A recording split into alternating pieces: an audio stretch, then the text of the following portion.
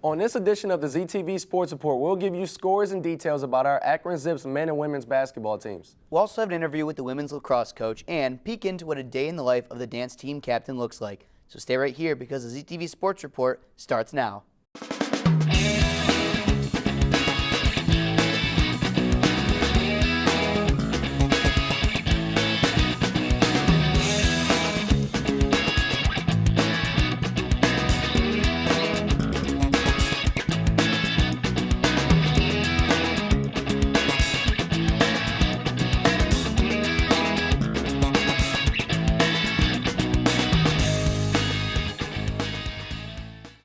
Welcome back to the spring 2020 semester of the ZTV Sports Report, your home for everything Akron Zips athletics. I'm John Alfieri. And I'm Nico Weathers. John, I know we had a lot of fun covering the fall sports like football and soccer, but I'm interested in seeing what you were excited for this spring semester. Well, it's February, and you know what that means. One more month until March Madness. Akron Zips men's basketball is a real shot to make the NCAA tournament this year, and if they can win the MAC championship at the end of the season, I can't wait to see them try to punch a ticket to the big dance.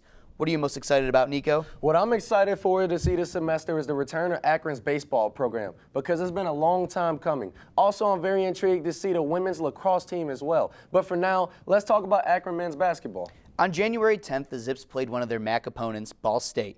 This was their third MAC matchup of the season. Prior to that, they played Eastern Michigan on January 4th, and they won 69-45. And they played Western Michigan on January 7th, and they won 84-69.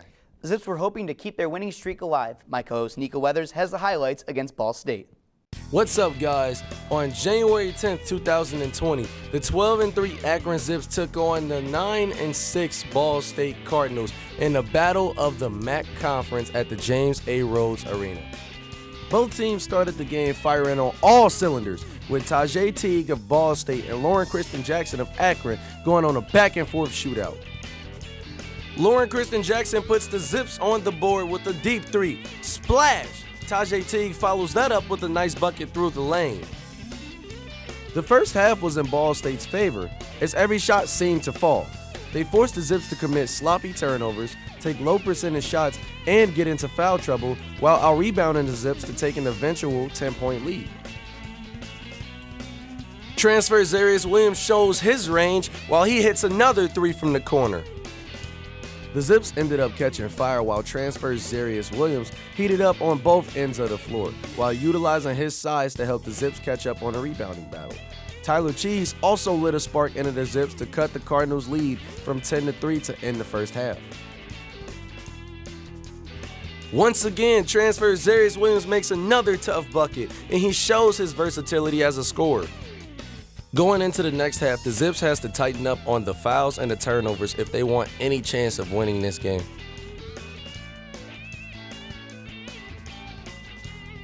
And in typical Zips fashion, they came into the second half with fresh new game plan and adjustments to show how much heart and effort they have compared to the other team, and that's what led to today's comeback. Tyler Cheese makes the tough finish while clearly being fouled. With the great pass from Lauren Kristen Jackson, Cameron Reese takes a monster slam and draws the foul. He also gets a technical foul for excessive celebrating in the defender's face. And let's take another look at that jam by transfer Cameron Reese. Have yourself a day, young man. The second half was all Akron. They out-rebounded, outscored the Cardinals while cutting down the early turnovers. Transfer Zarius Williams of Akron has himself a night finishing with 23 points and 12 rebounds. The two-time MAC Player of the Week, Lauren Kristen Jackson, finishes with 19 points and 8 assists. Also, Tyler Cheese adds his contributions to the game to help the Zips deliver the win. The Akron Zips finished the game shooting 45% from the field and 36% from the three, while also shooting 88% from the free throw line, which was better than their opponent. They also out-rebounded their opponents by 12 and out-rebounded on the offensive boards by 4. With the win, the Akron Zips record improves to 13-3 and 3-0 in conference play, while the Ball State Cardinals record drops to 9-7 and now they're 2-1 in conference play. Until next time, my name is Nico Weathers, and thank you for watching ZTV Sports Report. What a close game, only winning by 5 points. That must have been an exciting one to be at, Nico. Yes, it was, John. Akron had a typical slow start in the first half, but as always, they made critical halftime adjustments and pulled out the tough victory. As we move on to women's basketball, on January 22nd, Akron took on Miami University. Losing against 4 MAC teams, the Zips were looking for a win against a MAC opponent to get a chance to play in the MAC tournament in March. Here with the highlights from the Akron vs. Miami game is Desmond Mitchell. On January 22nd, your Akron Zips basketball team matched up against the Miami Redhawks. The Redhawks won the tip and looked to get a bucket fast, but was off.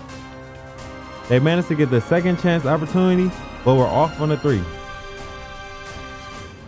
Off of a turnover on Akron's end, Miami passed down low for a good post play for the first bucket of the game. Shanae Edmonds had a good drive to the hoop, but missed and got recovered with a quick putback. The Zips managed to deflect the pass off an inbound, with Edmonds zooming down the court for an easy fast break score. The Zips found themselves increasing their gap, with Jordan Dawson making it a 10-point difference. Miami's Lauren Dickerson performed a great floater to end the first quarter. In the start of the second, the Redhawks had a good ball movement going to find the open 3 in the corner. They attempted another corner 3, but came short. However, Abby Hawk pushed aggressively to get an and 1 and added 3 more points to their score. Akron showed a lot of hustle on defense all game and was able to rip the ball and go all the way for a fast break bucket. Akron found many ways to distance the score as Edmonds hit a step-back jumper to put them back up 10. With good defense by Miami, they were able to put the score closer and score at will. Akron did not let that discourage them at all, as Dawson found a good way to the basket for a score. The game started to get intense as both teams were scoring back-to-back. Using a post down low, the Zips were able to get an and 1 play and boost their offense. The Redhawks, on the other hand, were finding open mid-ranges to keep them alive. With a good pass by Dickerson, Miami put the game to a 3-point game. With less than a minute to go in the fourth, Akron found Shanae Edmonds open for the clutch 3 that put Miami in a 2-possession game. Akron managed to stop Miami's offense and put the game away. Jordan Dawson hit the final 2 free throws to finish the game at a score of 70-62 and also finished with an impressive double-double. Well, that's all I have for today. Thanks for watching. What another close game at James A. Rhodes Arena. The Zips have had their struggles this season, but they played harder, faster, and more physical this game. They cut down the turnovers and that ultimately decided the win. Let's take our first break. When we come back, we'll have an interview with the women's lacrosse coach and more men's basketball highlights. Stick around. Welcome back. Let's stick with men's basketball. Since playing against Ball State, the Zips have won 3 MAC games against Northern Illinois, Miami, and Ohio. The Zips also lost against Toledo before they faced off against Buffalo on January 28th. Buffalo has been a powerhouse in the MAC basketball play over the past 3 seasons, winning the tournament in 2018 and 2019. With players graduating and former head coach Nate Oates becoming the head coach at Alabama, the team has become less of a threat. Still, though, even with a lot of movement on their roster and coaching staff, they have talented players and cannot be taken lightly on the court. Here with the highlights from Akron vs. Buffalo is Brianna Gordon. On January 28th, Akron U played against the Buffalo Bulls, ultimately losing 77-74.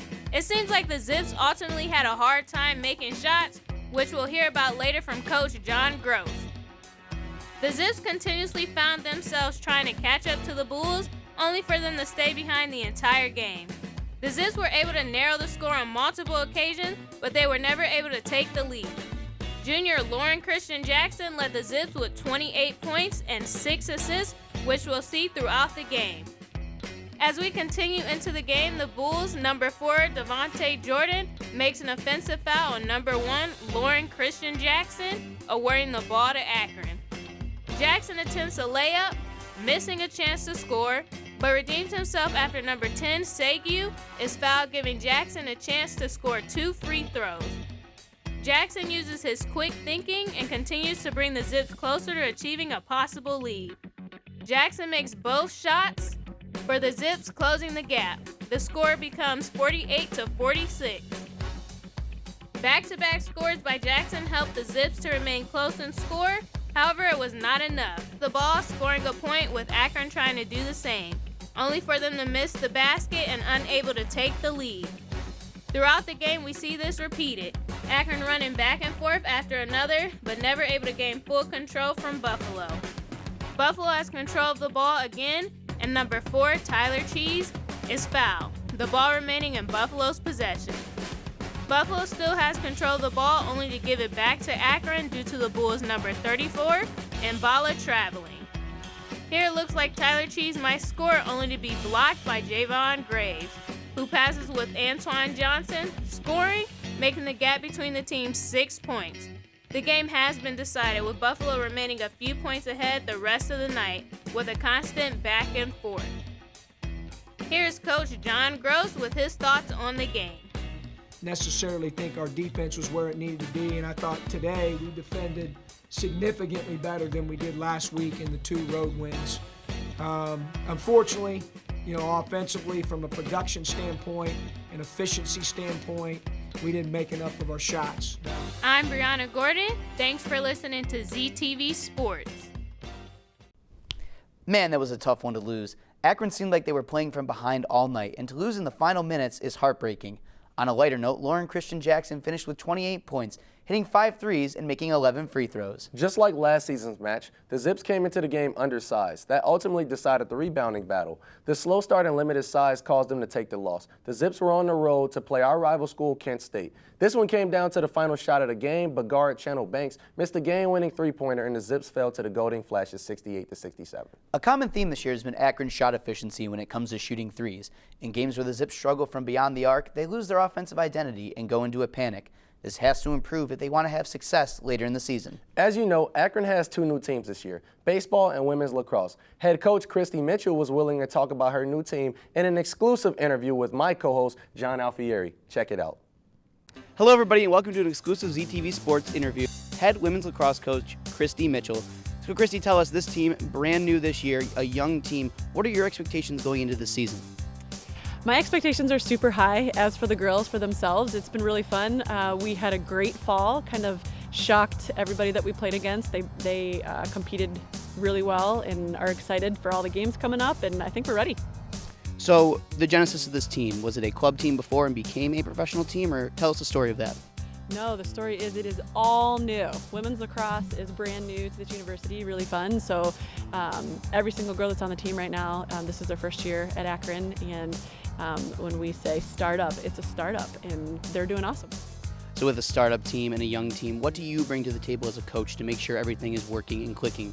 Yeah, leadership, because it is a very young team, and building their IQ, preparing them, helping them believe in themselves, because I believe in them fully. I've done lots of startups, so that's kind of my thing, and I'm just super excited to be here and do it here. So who are some girls already in the early parts of the season that have proven themselves to be like the early leaders of the team? Maybe some freshman or sophomore girls that are kind of stepping up. Yeah, well, and that's where it's tricky, where I probably won't say names, because we have a whole spring for them to prove that, but I am one of those coaches, and it's true that every single one of them is working their tail off right now. So the timeline of the season, what are the months you play, everything like that? Yeah, well, we full season has began, so even if there's snow out here, we play. The only thing we don't play in is lightning. So our very first game is February 14th. It's away, but our first home game is February 23rd. So real quick, last thing here, what do you want to tell students to kind of get people in the stands, get people cheering on the women's lacrosse, and kind of put you guys on the Akron map in a sense? Lacrosse is a very fun sport. Come watch it. It's exciting. There's intensity. It's very quick. I mean, it's the fastest sport on 2 feet. So come watch, come cheer. And we're all very excited. Thank you, Christy. With ZTV Sports, I'm John Alfieri. Hey, I did not know there wasn't a girls lacrosse club, but I'm expecting big things from this team over the course of the semester. Should really be exciting to see. Well, Nico, I think it's time to take our last break of the show, but when we come back, we'll get a look at Kristen Dauber, captain of the dance team, in a brand new segment of the ZTV Sports Report. Stick around. Welcome back. Before we get to see a day in the life of the captain of the dance team, let's go to John to see what is changing in the world of college sports in a new segment we like to call Insight. Each week, we will discuss a new topic circulating around the University of Akron and beyond. Take it away, John. Thank you, Nico. The NCAA, the National Collegiate Athletic Association, was founded in 1906. The organization was created to benefit athletes and protect them against illegal actions that schools might be taking.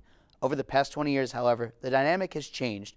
With heavy regulations and restrictions in the world of college sports, the NCAA is viewed as more of a villain than a protector. While they still do a lot of good for college programs and athletes, a series of unfair restrictions and suspensions has left a lot of players and fans to wonder what their true function is. For example, players are not allowed to profit off of their likeness or any sort of merchandise. Players cannot sell autographed apparel, but their names can be used on jerseys and apparel that the team sells. Of course, though, the player does not see any of that money in return. Until now. In October of 2019, the NCAA Board of Governors voted to end the ban on players profiting off of their images and brands. Players are now allowed to collect a limited amount of money for their image or name on any form of revenue.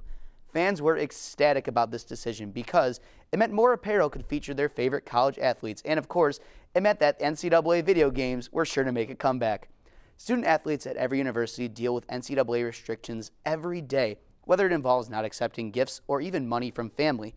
There's a long list of things players and coaches can and cannot do, but sadly, they have no choice but to follow it. If they did not, their team and possibly even their universities could pay the price. Thanks, John. That was very interesting. Now let's take a look at a day in the life of Kristen Dauber. Hi, I'm Kristen Dauber. I'm a senior on the University of Akron dance team, and this is a day in the life of me. I'm a communications major with a minor in marketing, and I've been in Akron for 4 years since I started school. And I chose Akron because when I just visited campus, I just felt at home and like I belonged here. I'm from Warren, Ohio, and growing up, dance was a huge part of my life. I've been dancing since I was 3 years old. That's when I first was enrolled in a dance class, and I danced all the way through high school. I competed and I danced at a studio, and I danced on my high school's dance team. So dance has been a huge part of my life. When I was first looking at schools, a dance team wasn't a priority for me. In choosing a school, it was more of an afterthought. Once I was accepted to the school and once I figured out I wanted to come here, then I started inquiring about the team. So it wasn't really a big factor in my decision. So we all have to be full-time students to be on the dance team. I have about 5 classes, and along with extracurriculars and a job, so balancing all can get a little crazy sometimes.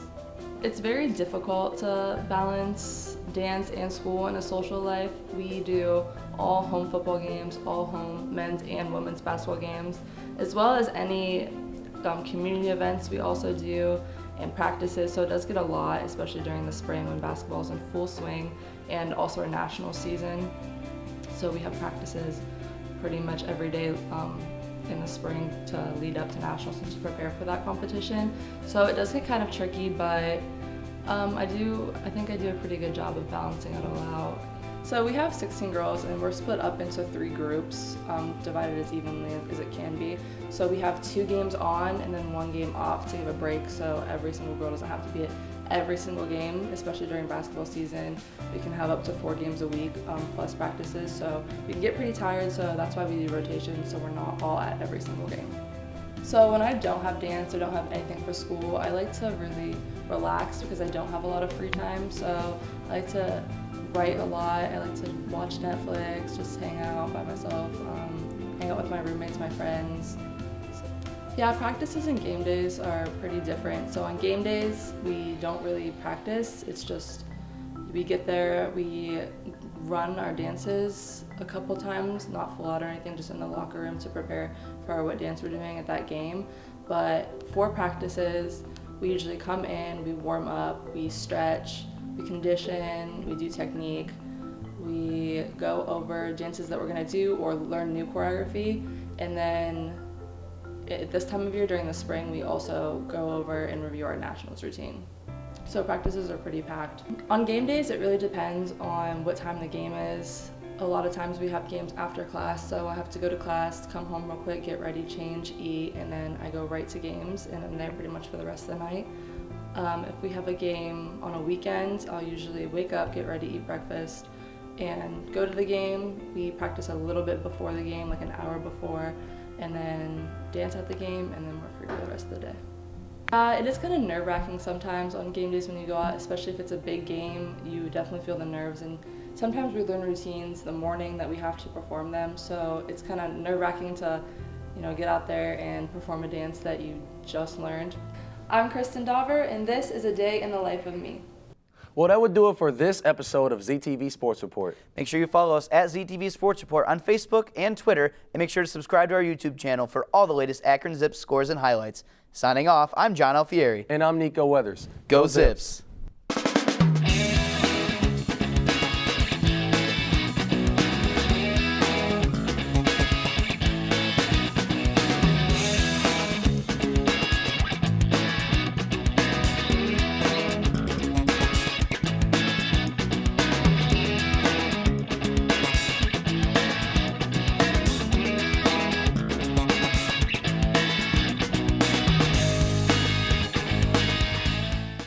This program was produced by ZTV at the University of Akron. Do you want to gain experience in video production, professional social media, or working with real clients? Visit the UA School of Communications online or follow us on social media to learn more.